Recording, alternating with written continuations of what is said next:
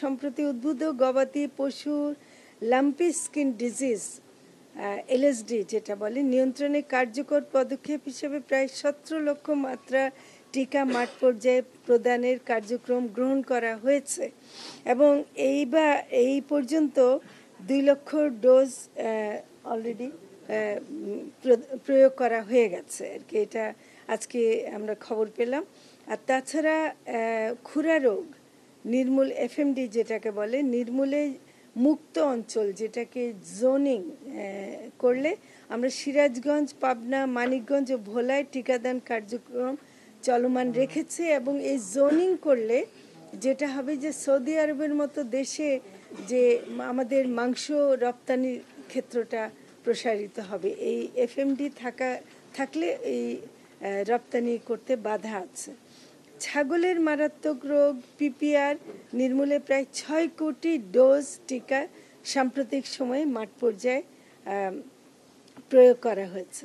রপ্তানির ক্ষেত্রে বড় বাধা হচ্ছে যে আমাদের ডিজিজ কন্ট্রোল করা এবং এফএমডি বিশেষ করে যদি থাকে কোনোভাবেই থাকলে সেই এফএমডি মুক্ত না হলে অনেক দেশ নিতে চায় না, বিশেষ করে সৌদি আরবের মতো দেশ নিতে চায় না।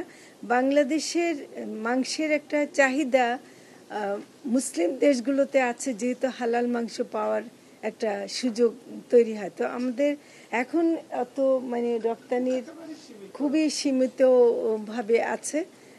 ওইটার আমি পরিসংখ্যানটা এই মুহূর্তে দিতে পারছি না, কিন্তু আমাদের রপ্তানিটা বাড়াতে হবে এবং রপ্তানি বাড়াবার জন্যই আমাদের যে ভ্যাকসিন কার্যক্রমটাকে আমরা আরও জোরদার করতে চাই এবং এটা এখনো পর্যন্ত মোটামুটি ভালোভাবেই চলছে আর কি।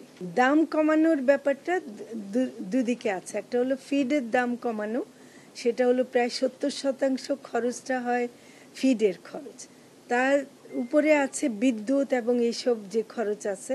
আমরা বিদ্যুতের দাম কমাবার জন্য উদ্যোগ নিয়েছি এবং সেটা অনেকখানি এগিয়ে গেছে। আমরা আশা করি ওটা কমাতে পারবো। সেটা হলে প্রথম কথা হলো খরচ কমালে অটোমেটিক্যালি মূল দাম কমবে। ফিডের দাম কমাবার জন্য আমরা চেষ্টা করছি। আমরা সাধারণ মানুষের প্রাপ্যতা বাড়াবার জন্য আমরা যতই বিশেষ কার্যক্রম করি না কেন আসলে এটা ব্যাপক চাহিদা মেটাবার জন্য যথেষ্ট হবে না।